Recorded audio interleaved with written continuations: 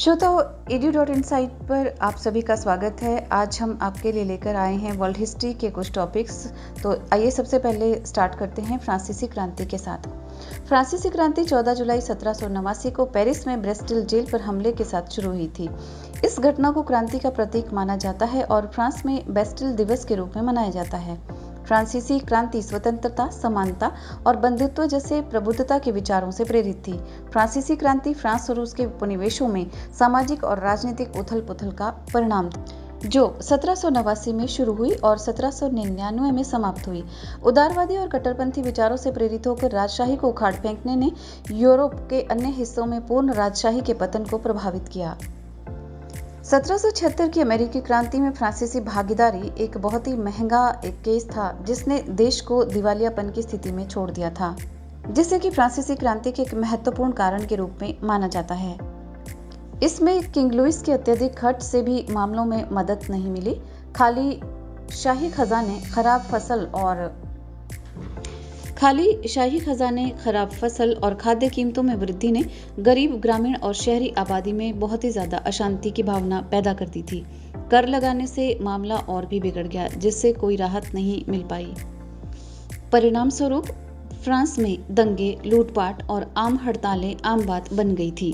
1786 के अंत में नियंत्रक जनरल चार्ल्स अलेक्जेंडर डी कैलोन द्वारा एक सार्वभौमिक भूमि कर का प्रस्ताव रखा गया था। ये कर सुधार अब पादरी और कुलीन वर्ग जैसे विशेषाधिकार प्राप्त वर्गों को छूट नहीं देगा, जैसा कि सदियों से होता आया था। इसमें ये प्रावधान था, राजा ने इन उपायों को पारित करने के लिए एस्टेट जनरल को बुलाया। एस्टेट जनरल एक सभा थी जो फ्रांसीसी कुलीन, पादरी और मध्यम वर्ग परिवारों का प्रतिनिधित्व करती थी। आखिरी बार एस्टेट जनरल को 1614 में बुलाया गया था। इससे पहले बैठक की तारीख 5 मई 1789 तय की गई, जहां तीनों संपदाओं की शिकायतें राजा के मामले जो भी था राजा के सामने वो प्रस्तुत की जाएंगी, ऐसा प्रावधान किया गया। लोकतंत्र और राजशाही के बीच अंतर जानने के लिए लोकतंत्र और राजशाही के बीच का जो फासला था वो बहुत ही गहरा था। 1789 की अगर फ्रांसीसी क्रांति के कारणों की अगर हम बात करें, सामाजिक कारणों में 18वीं सदी के अंत में फ्रांस में सामाजिक स्थितियां बेहद असमान और शोषणकारी थी। पादरी और कुलीन वर्ग ने पहले दो संप्रदायों का गठन किया था और फ्रांसीसी समाज में सबसे विशेषाधिकार प्राप्त यही वर्ग थे। उन्हें राज्य को करों के भुगतान से भी छूट दी गई थी। दूसरी और तीसरी संपत्ति, जिसे कि थर्ड एस्टेट भी कहा जाता था, इसमें किसान, श्रमिक आदि वर्ग शामिल थे। जनसंख्या का बहुमत था, उन पर अत्यधिक करों का बोझ डाला गया था और उन्हें कोई राजनीतिक और सामाजिक अधिकार नहीं था। परिणाम स्वरूप वे अत्यंत असंतुष्ट थे और ऐसी सरकार को उखाड़ फेंकना चाहते थे। और अगर हम बात करें आर्थिक कारणों की, लुई जो 16 था, उसके द्वारा छेड़े गए कई युद्धों के परिणाम स्वरूप राज्य का खजाना लगभग खाली हो गया था। अमेरिकी स्वतंत्रता संग्राम में फ्रांस की भागीदारी और कराधान की दोषपूर्ण प्रणाली के कारण स्थिति और भी जटिल हो गई थी, जबकि विशेषाधिकार प्राप्त वर्गों को करों का भुगतान नहीं करना पड़ता था। तीसरी संपत्ति यानी थर्ड एस्टेट पर उन पर अधिक से अधिक बोझ डाला गया था। राजनीतिक कारणों को अगर हम मद्देनजर रखें तो फ्रांस का बार्बन राजा लुई 16वां एक बेहद निरंकुश और कमजोर इरादों वाला राजा था, जो अश्लील विलासिता का जीवन जीता था। इससे जनता में बहुत निराशा हो गई थी, जो उस समय अत्यधिक गरीबी और बड़े पैमाने पर भूखमरी का जीवन जी रहे थे। और इंटेलेक्चुअल या बौद्धिक परिस्थितियों को अगर हम ध्यान में रखें तो 18वीं सदी में फ्रांसीसी विचारकों ने दैवीय अधिकार सिद्धांत को सचेत रूप से नकार दिया था। रूसो जैसे दार्शनिकों ने पूर्ण राजशाही के प्रतिमान को खारिज कर दिया था और मनुष्य की समानता और लोगों की संप्रभुता के सिद्धांत को प्रतिपादित किया।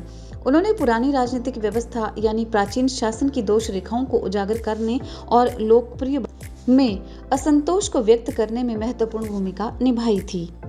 और फ्रांसीसी क्रांति के लिए जो विभिन्न डिफरेंट स्टेजेस थे, उसकी अगर हम बात करें तो स्टेज 1 में एस्टेट जनरल की बैठक जनसंख्या के मामले में गैर अभिजात वर्ग के सदस्यों की संख्या अभिजात वर्ग से अधिक होने के बावजूद भी फिर भी उन्हें अन्य दो निकायों से मात मिल सकती थी। 5 मई को एस्टेट जनरल की बैठक से पहले ही तीसरे एस्टेट ने अभिजात वर्ग के सदस्य, जिन्हें माना जाता था, के सदस्यों ने समान मतदान अधिकारों के लिए समर्थन जुटाना शुरू कर दिया था, जो सिर पर आधारित होगा, न कि स्थिति के आधार पर। जबकि मध्यम वर्ग का मानना था कि राजकोषीय और न्यायिक सुधार समय की मांग थी। कुलीन लोग पारंपरिक प्रणाली के तहत प्राप्त विशेषाधिकारों को छोड़ने के विचार के खिलाफ थे। जब बैठक बुलाई गई तो मतदान प्रक्रिया पर सवाल 3 आदेशों के बीच खुली दुश्मनी में बदल गया। इस प्रकार बैठक का मूल उद्देश्य और इसे बुलाने वाले राजा के अधिकार की उपेक्षा की गई। आगे की बातचीत विफल होने पर थर्ड एस्टेट की अकेले बैठक हुई और 17 जून 1789 को औपचारिक रूप से नेशनल असेंबली का खिताब अपनाया गया। वे पास के एक इंडोर टेनिस कोर्ट में एकत्रित हुए और पद की शपथ ली। इस शपथ को टेनिस कोर्ट शपथ के नाम से भी जाना जाता है। इस शपथ को टेनिस कोर्ट शपथ के नाम से भी जाना जाता है। जैसे कि बात हो चुकी है, इस नई सभा के सदस्यों ने सुधार शुरू होने तक तितर बितर न होने की कसम खाई और कोई अन्य विकल्प न देखकर लुई 16 ने तीनों सभाओं को नए आदेशों में समाहित कर दिया था।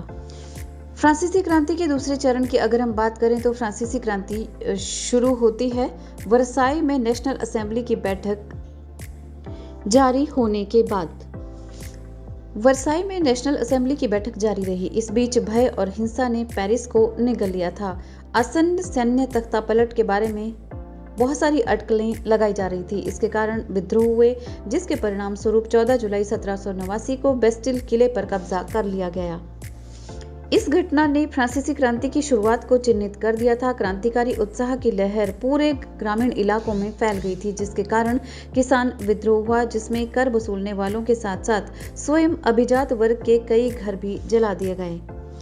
विद्रोहों के कारण देश के कुलीनों को सामूहिक रूप से भागना पड़ा। इस अवधि को महान भय के रूप में जाना जाता है, जब नेशनल असेंबली ने अंततः 4 अगस्त 1789 को सामंतवाद पर घातक प्रहार किया और पुरानी व्यवस्था अंततः समाप्त सी हो गई।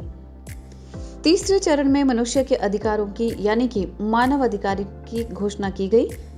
मानव अधिकारों की घोषणा नेशनल असेंबली ने 4 अगस्त 1789 को मनुष्य और नागरिक के अधिकारों को अपनाया। चार्टर लोकतांत्रिक सिद्धांतों पर आधारित था, जो सेना जैक्स रोसेयू जैसे प्रबुद्ध विचारकों के दार्शनिक और राजनीतिक विचारों से लिया गया था। घोषणा 26 अगस्त 1789 को प्रकाशित की गई। संविधान 3 सितंबर 1791 को अपनाया गया। यह एक नए फ्रांसीसी समाज का प्रतीक था, जहां राजा के पास सीमित शक्तियां होंगी और एक उदारवादी सभा के पास सबसे अधिक शक्ति होगी।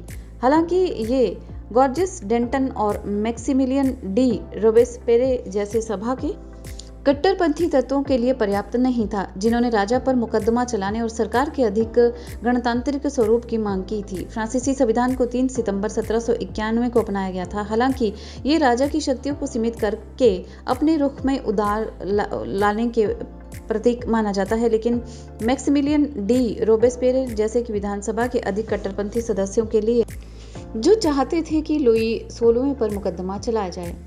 चौथे चरण की अगर हम बात करें तो इसमें आतंक का शासन एक बहुत महत्वपूर्ण स्थान रखता है।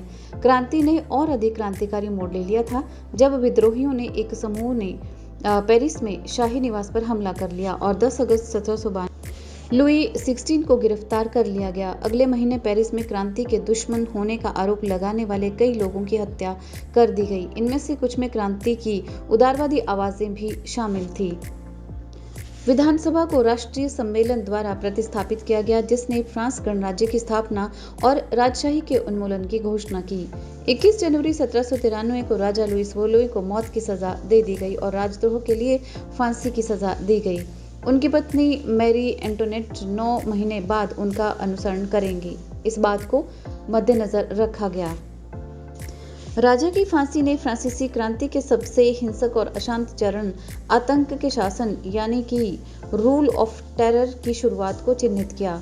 नेशनल कन्वेंशन रोबेस्पेरे के नेतृत्व वाले एक चरमपंथी गुट के नियंत्रण में था और उनके तत्वाधान में संदिग्ध राजद्रोह और प्रति क्रांतिकारी गतिविधियों के लिए हजारों लोगों को मार डाला गया। 28 जुलाई 1794 को रोबेस्पेरे की फांसी के साथ आतंक का शासन भी समाप्त हो गया और इस तरह से रॉबेस्पियर की मृत्यु से एक उदारवादी चरण शुरू हुआ, जिसके दौरान फ्रांस के लोगों ने आतंक के शासन काल के दौरान की गई ज्यादतियों के खिलाफ विद्रोह किया। इसे थर्मिडोरियन प्रतिक्रिया के रूप में जाना जाता था। और पांचवें चरण में फ्रांसीसी क्रांति का अंत। 22 अगस्त 1795 को राष्ट्रीय सम्मेलन, जो कि अब नरमपंथियों से बना था, जो आतंक के शासन की ज्यादतियों से बच गए थे, उन्होंने एक नए संविधान के निर्माण को मंजूरी दे दी, जिसने फ्रांस की द्विसदनीय विधायिका का निर्माण किया। इसमें यह प्रावधान किया गया कि सत्ता यानी कि शासन संसद द्वारा नियुक्त 5 सदस्यीय समूह डायरेक्टरी के हाथों में होगी। इस समूह के किसी भी विरोध को सेना के प्रयासों से हटा दिया गया, जिसका नेतृत्व अब एक आगामी और सफल जनरल नेपोलियन बोनापार्ट कर रहे थे। डायरेक्टरी यानी कि निर्देशिका के शासन को वित्तीय संकट और भ्रष्टाचार द्वारा चिन्हित किया गया था। इसके अलावा उन्होंने अपना अधिकांश अधिकार उस सेना को सौंप दिया था जिसने उन्हें सत्ता में बने रहने में मदद की थी। अंत में डायरेक्टरी के खिलाफ आक्रोश चरम पर पहुंच गया और नेपोलियन ने स्वयं तख्ता पलटकर उन्हें सत्ता से हटा दिया और नेपोलियन ने स्वयं को फर्स्ट काउंसिल नियुक्त किया। फ्रांसीसी क्रांति समाप्त हो गई और नेपोलियन युग की शुरुआत होने वाली थी, जिसके दौरान महाद्वीपीय यूरोप पर फ्रांसीसी प्रभुत्व आदर्श बन गया था। उम्मीदवार दिए फ्रांसीसी क्रांति के कारणों और घटनाओं के बाद जब इसके महत्व की बात करते हैं तो अपने सभी दोषों के बावजूद फ्रांसीसी क्रांति को आधुनिक इतिहास में उदारवाद, ज्ञानोदय और लोकतंत्र में डूब नए विचारों के उदय के रूप में महत्वपूर्ण मोड़ माना जाता है।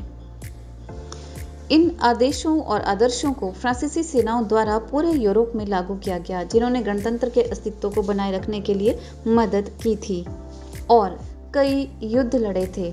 इसने यूरोप में आम लोगों को क्रांतिकारी उत्साह की लहर में अपने ही राजाओं के खिलाफ उठने के लिए भी प्रेरित किया।